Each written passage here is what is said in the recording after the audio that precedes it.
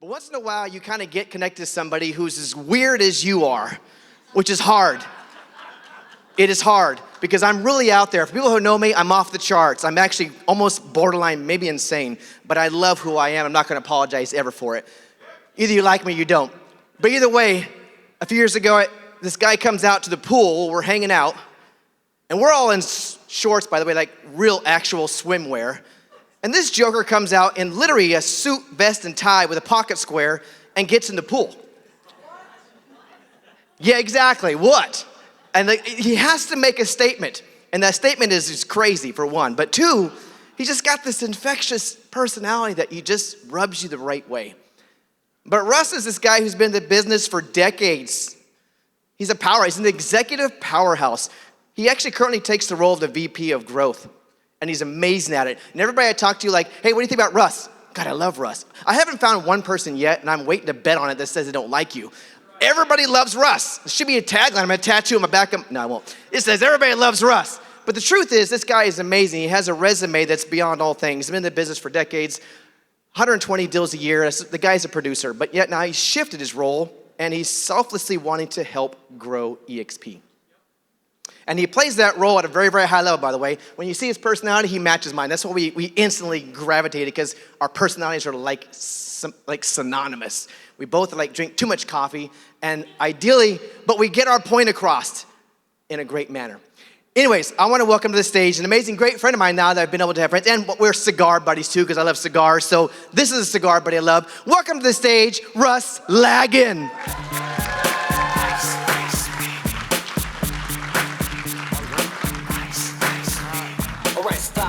Collaborate and listen. Vanilla Ice is a brand new mission. Come on, ice. Seriously, Vanilla Ice, really? Come on. It must be the hair or something, right? All right, cool. Well, thank you for that introduction. All right, today, guys, I want to just jump right into this. I want to go full throttle, full contact. Are you guys okay with that? All right, let's go. Okay, today I want to talk to you guys about superpower. Okay, check this out. Glenn Sanford, Russ Laggan, playing with AI. Ready for this? Superman with a vest, right? I want to talk to you guys about superpower because there's one thing that I learned a couple years ago is we need to start to learn what our superpower is, and you need to learn to lean into your superpower. Because what you're going to find is in life, you've got a lot of these moments that you feel pushed down, you feel shoved into a box. And what you got to find is that moment in your life that is really exciting and really compelling is when you get outside that box and you don't give a shit what anybody thinks about the way you dress. Oops. Sorry, too spicy, too quick? Do you need me to warm you up a little? Okay, cool. The goal today is to get out of here without getting fired. Okay, so with that being said, guys, there's a couple of things that I've learned over the years, and a couple of things that I learned. I'm gonna give you two of my superpowers by the end of this conversation. Is that okay with you?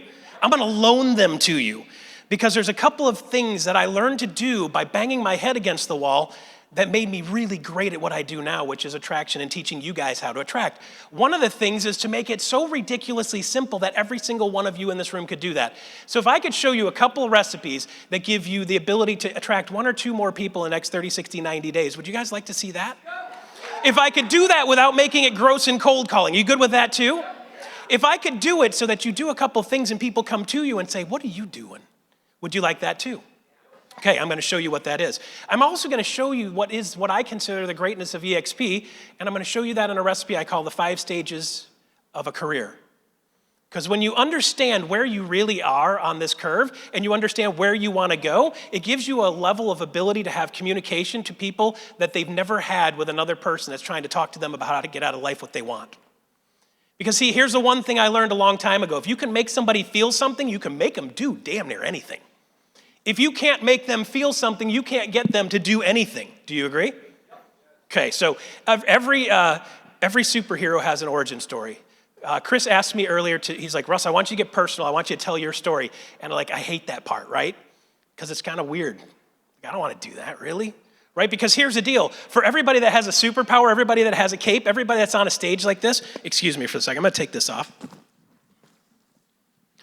I've had neck issues from a couple car wrecks, none of them my fault. But if I have that hanging on my neck, it'll give me a headache by the end of the time I'm done here.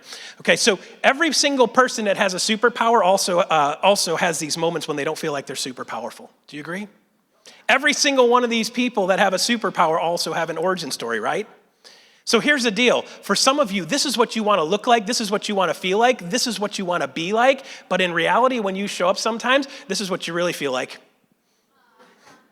Right? That's Lego, Russ. Yes, ChatGPT. I love ChatGPT. If you guys want to do something really messed up, like people are like, get creative, get curious with ChatGPT. I'm like, cool. What would I look like as a horse? By the way, go to my Facebook page and you will see what I look like as a horse. It's one of those things, it pulled up, and if I had milk in my mouth, I would have spit milk all over the computer. It was funny, it was awesome, and it's ridiculously accurate, okay? So with that being said, like, we're not always gonna feel like you're a superhero, because they all have those moments, right? So let me tell you where I got to and where I started, okay? Ready for this? Here's where I started. Yeah, this is where I started. See, I didn't do well in school, and I didn't do well in schools because, frankly, I hated school. I thought school was stupid. It didn't make sense to me. As a left-handed, right-brain creative person, and as a child that had a creative mind, it was people-oriented and story-oriented and book-oriented, school didn't work for me because school was teaching me to shove myself in a box. And part of the reason that I hated school is because of the guy on the left up here. That's my brother Dan, 4.0 student. Nowadays, if he was a student now, he'd be like a 4.9 or whatever the heck you guys do now. Everybody gets a participation trophy and more than 4, right? That kid, just school was perfect for him because he loved being told what to do, he loved to be in the box, and he loved to follow directions. He loved to memorize things, and he loved to follow what everybody was telling him to do. Me, on the other hand, I was not so lucky. I hated it right out of the gate in kindergarten. Started off in kindergarten. I hated kindergarten. You know why? Snack time was disgusting. They used to serve this colorful goo. It was disgusting for snack time. And then I realized when I was in second grade that was actually called finger painting. Kidding, okay? But it's like I started off on the wrong foot in school because all the things that they wanted me to learn just didn't make sense to the way my brain worked, because a creative brain, I'm off having fun. I'm out daydreaming. They want me focused on doing it their way, right? So there's a couple of things I want to point out about this picture before we move on, because there's some things that are unsaid that need to be said. For those of you that saw this picture and you're like, "Aw, thank you for that. I do appreciate it." For the one person over here that snorted, you're my people. Because that's messed up, isn't it? Check out that hairdo. Do I look like I'm happy about that hairdo? No, not at all. By the way, that hairdo carries over into another part of my life for the first couple of years. It was the only hairdo my dad knew how to do. And by the way, if you'll notice, I put this picture in here and I thought, oh my God, I didn't realize that my hairdo right now is the exact genetic opposite of that. I hated it so much, I just do the opposite with it now. The other thing I want to point out in this picture is that you guys have heard of people skipping leg day? Every freaking one of my ancestors skipped leg day, apparently, okay? Good news is those scrawny little skinny legs made me a ridiculously fast triathlete, but they're not very big, and they're still not very big. The other thing I want to point out is that all fashion starts coming back around, and by the way, guys, those shorts are coming back in soon, and if you want to know for a fact, Glenn Sanford, he's here in the back, by the way, Glenn Sanford has 6 pairs of those in his Amazon cart just waiting for the right moment to hit buy. Because I can see him running around Bellingham wearing those puppies here in the near future. You guys are going to see it on Facebook first. I want to be there and get those pictures, okay? So here's the thing. I didn't do well in school, but I had a couple things going for me. Here's the rest of the game, okay? This is the rest of the game. I realized at a young age I was super competitive, and part of the reason I'm super competitive, I got those other 3 clowns. Those are my brothers. 4 boys in 5 years. God bless my mother's soul. 4 boys in 5 years, and we competed on everything, every time, everywhere we went, and I was super competitive. And I want to make sure you guys understand. Check out this picture. There's something that's very telling in this picture. Who's the one that's going to be on stage at some point? The only one looking at the camera. By the way, just so you know, that little medal right there, that is the gold medal I won first place a bunch of years in a row. I was really great at making Pinewood Derby cards. If you guys would like to know a couple tricks, I still remember a couple. Okay, so what happens is that kid that built Pinewood Derby cars didn't ever feel like he was enough. See, if you bring me back to those years, you would say, well, you know, Russ has ADHD, and I didn't have ADHD. I had DDDDAC. That was my report card. Right? It's my report card. Because for me to be focused on stuff that didn't make sense to me didn't make sense. They wanted to teach me math, and I'm like, math is stupid. Let me use a calculator. Guys, keep in mind, I know, I look great for 75, but I'm 53. In the 1970s, a teacher's response would always be, you know, Russ, you're not going to be able to carry around a calculator in your pocket. And I'm going to say, you know what? Bullshit. How many of you guys have a calculator on you right now? Every freaking one of you, okay? I didn't like to learn about history. I didn't want to learn about history, but I flew a P-51D Mustang, arguably one of the best aircraft ever made in American history. I didn't learn a whole lot about math until I was in my later 20s, and here's how I express math. I build electric bass guitars, and if you guys don't know, a bass guitar and every stringed instrument is a mathematical equation. You take a string length of any length, and you divide it by 17.814, and you get exact position for the first fret on any instrument in the world. So you can get creative. You can give me a hockey stick, and a tuner and a pickup and a string length, and I can tell you exactly where the notes are on that because it's just a mathematical equation. The headstock angle is a specific angle to create downforce and pressure, which taught me a little bit about physics. Did you realize a string pressure on a bass guitar is about 250 pounds on a bass guitar that looks like that? So you've got this skinny little neck that's supposed to support 250 pounds. By the way, if we go back to my childhood pictures, it was like my neck trying to support my pumpkin head. I had a skinny little neck supporting this big head. So I learned a lot about building things. So that Pinewood Derby kid starts to get creative with it. So I built a cigar box Les Paul, 56 Les Paul pickup, cigar box. Because see, for me, the thing is, like, I like to express myself by building things. Now, the fun part is I like to build stuff, but I also like to build people, and I like to build companies. And I like to build success, and I like to build feeling, and I like to build culture. And I like to build things that feel good, right? Bass guitars are one expression of that. By the way, just so you know, I'm super competitive. And I'm super challenged. When you give me something to go after, I go after it with everything I got. I'm going to do it at the highest level absolutely possible. One of my bass guitars was played in the soundtrack of Terminator movies. Okay? So, yeah, right? A little weird fun fact, okay? So it's like when you start to think of something and do something and you get in your sweet spot and you start to feel your superpowers, for me, being able to create things and build things and touch things and shape things, that gets me going. See, when you're in that sweet spot that is expressing your superpower, you become almost unstoppable and you can create things that you never would have been able to create without the ability of being in that superpower. So then I also started to figure out fiddling around with knives. Do you realize that knives are basically just chemistry? I learned chemistry through knives. Here's the thing. The molecular structure of a piece of metal that's unrefined and unfinished is satanite. Ooh, sounds bad, scary. Right? And when you take that thing and you heat it up and you beat it on an anvil and you heat it up and you beat it on an anvil and you heat it up and beat it on an anvil, it changes the molecular structure of metal. Some people will call this forging knives. I call this changing the molecular structure of metal. This is a chemistry experiment. So when you heat treat a knife, you get this thing up to, or a cleaver, you get this thing up to 1425 degrees plus, right around 1500 degrees, and then you quench it in either oil or water. How do you know when a piece of metal is at 1425 degrees or plus? If you take a magnet to a piece of metal, it will not stick once it's north of 1425 degrees.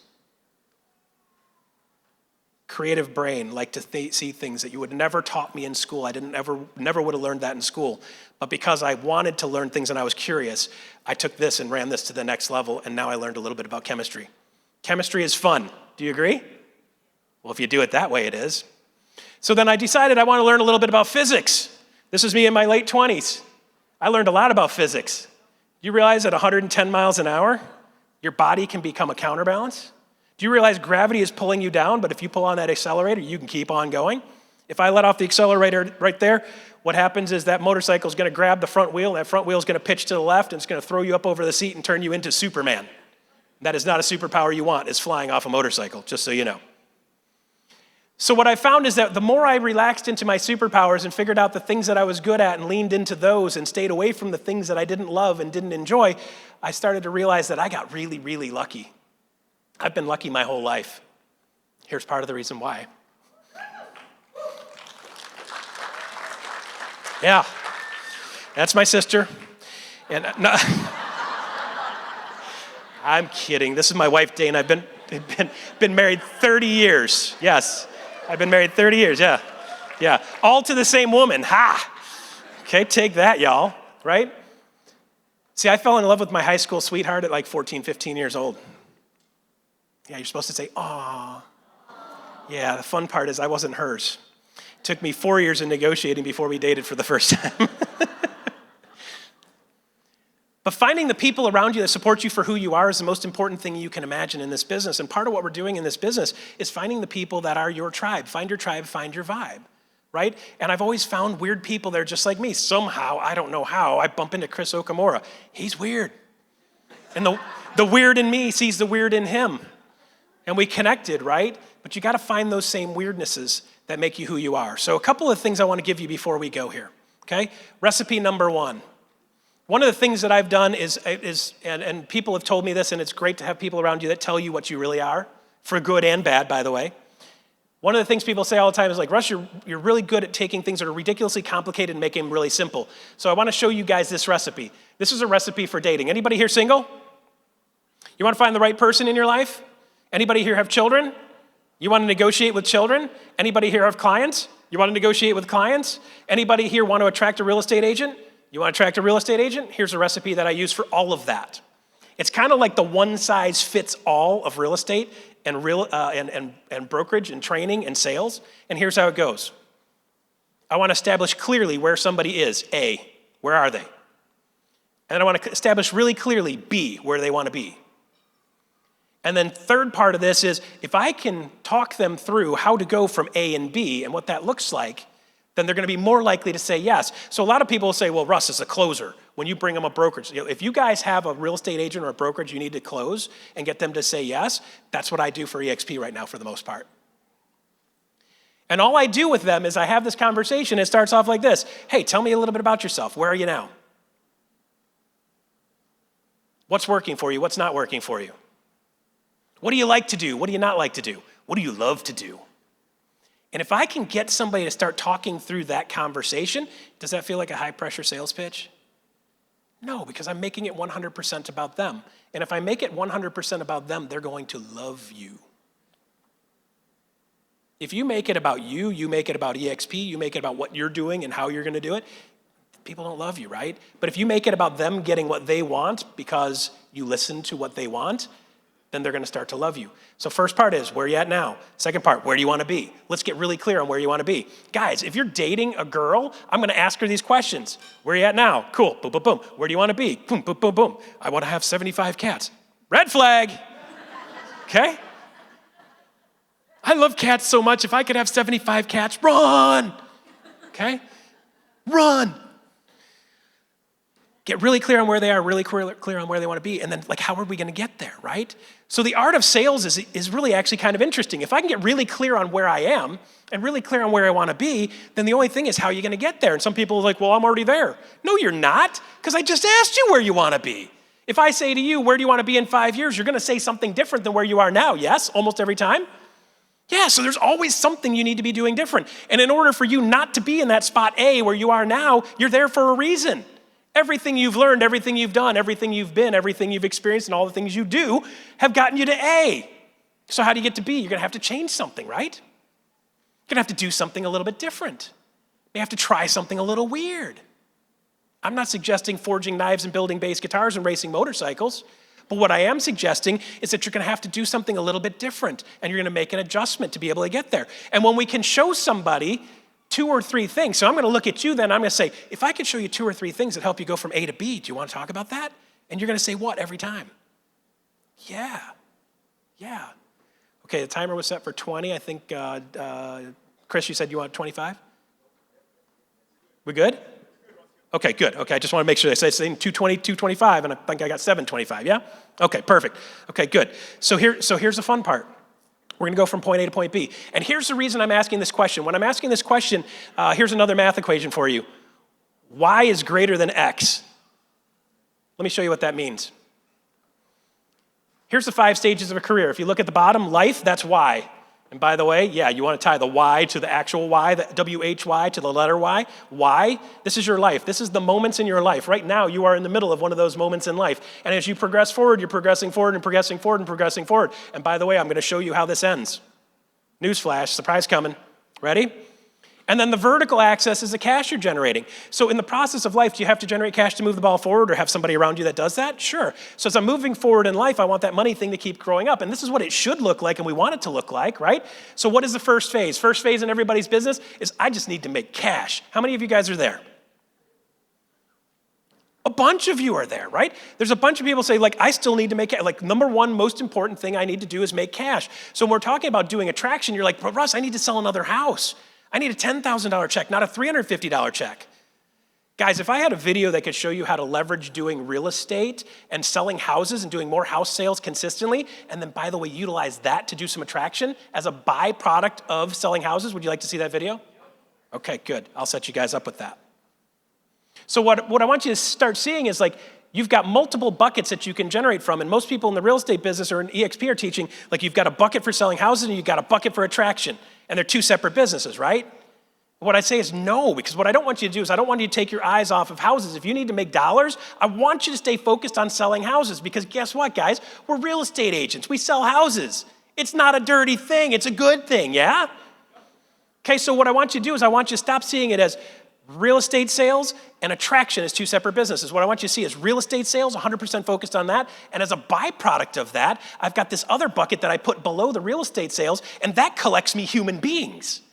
So I got the real estate equals cash, now I got people equals cash.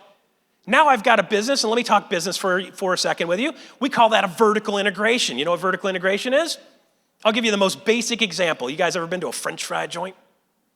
Nope. You know why? They don't make French fry joints, they make hamburger joints. And when you go to the hamburger joint, they sell hamburgers, boom. And then when you ask for a hamburger, what's the next question they ask you? Somebody's been asking that question. Somebody's been saying yes to that, right? Would you like fries with that? Hell yeah, I want fries with that. By the way, guys, I've dropped 20 pounds in the last 3 months. Yep. I actually had to borrow a clip from the guys at one of the desks back there because my vest is getting too baggy.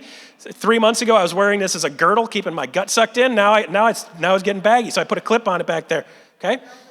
Thank you, yeah. So with that being said, you've got to start thinking, okay, French fries, Coke, right? So when you start thinking vertical integration, real estate attraction is a vertical integration for you selling houses. When you look at it like that, I don't want it to be a distraction. I want it to be the thing that goes along with it. So I've got a video. It's about 45 minutes long of me teaching, training on exactly how to put that in your business. I'll make sure you guys have that before we're done. Good? Okay, so the next phase is once you're making enough money, people are like, oh, Russ, I want to make 100 grand a year. Anybody here join real estate to make less than 100 grand a year? Nope. Every interview I've ever done, how much money do you want to make? 100 grand. That tells me one of two things. Number one, they've never made 100 grand before, because I've never met somebody who made 300 or 400 say, you know what, I want to make 100 grand, right? And I also know that guys, making $100,000 for them is a game changer, life changer, world changer, family and generation changer for them.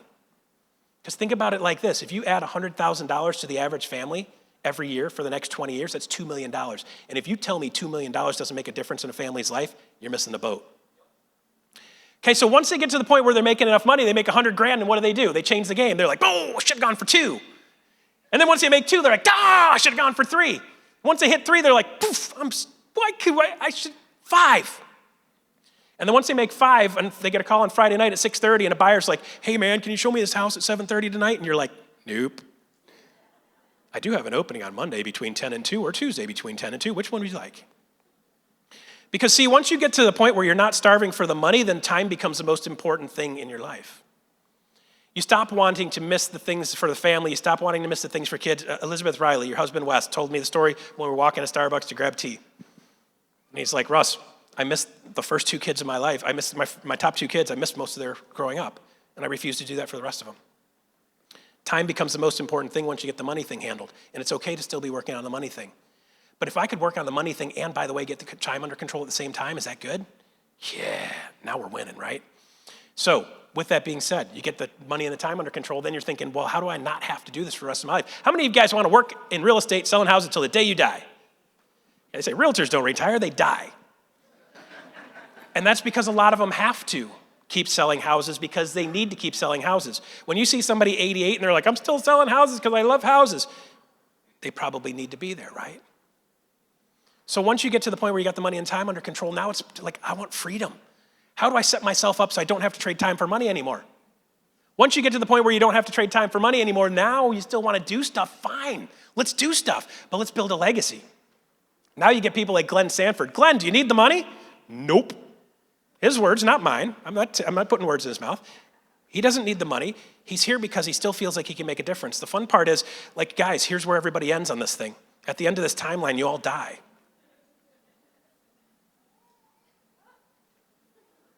But before you do that, let's build a legacy. And Glenn's thing right now is saying, like, Russ, I want to build a legacy. I want to help 1,000 people. I don't remember what the number was. I want to help 1,000 people make $1 million a year. So Glenn built his legacy. He'll be known in history as the guy that really changed real estate. He'll also be known as the person that helped the impetus to help Elizabeth change her life. You change your life, you change your life, you change your life. See, here's the most amazing thing about EXP across the bottom, top to bottom. EXP has the ability to help you with all 5 of these at the same time. The first legacy is me working on my legacy, to build a legacy. What am I known for? I'll probably go down as a dude that built bass guitars as a hobby, right? And knives, and having a vest, and a whiteboard. Yeah, by the way, do you notice I snuck my whiteboard in? The second legacy is when you're helping other people build legacy. And when you're here at EXP, you can work on 1, you can work on 2, you can work on 3, you can work on 4, you can work on 5. And every single person you bring in here can work on all 5 at the same time. So when people say, Russ, you're the closer, I'm not the closer. I'm just showing you that if you can get out of life what you want, you'll take advantage of that and use that every single time, right? So here's the reality. The average agent, this is what their timeline looks like. Here's the deal. That's very typical of your normal real estate agent. By the way, here's your typical team lead. They start doing well, they get a team, they actually end up making less dollars and working more hours. EXP has solutions for that. If you haven't tapped into that, tap into it. There's a better way to do that. And then here's the broker owners. People are like, Russ, the broker owners, what do we do with the broker owners? Here's the broker owners path. Broker owners start doing well, they do well as a team, then they start a team as an agent, then they build a team and they do well as a team, and they're like, I should start my own brokerage. Then 6 and 7 and 8 years later, the real estate market comes back like it does now, and now they're taking money out of their pocket every day, they're making less dollars and they're working more hours. They're back on the treadmill. So if we can show them how to get off the treadmill and get back on the path to their dreams, they'll say yes almost every single time. All right, so guys, I put together a QR code for you guys here. This has 5 videos that talk about attraction and how I talk about attraction. This isn't about chasing people. This is about finding ways of making connections and making people feel seen. And when you make them feel seen, they'll want to be around you. If you make somebody feel something, you can make them do darn near anything. If you show them their path for them to be successful, they're going to say yes to the dress almost every single time. And the ones that don't, you don't want them. Okay? So there's 5 videos for you. By the way, the 5 stages of a career, I do 1 plug, 1 second. 5 stages of a career are part of this. Write it down. It's not out yet. Be followable. The other 11 chapters tell the rest of the story on how to become the person that is followable and build the people around you that make you followable. And that's all I've got for today. Thank you for your time.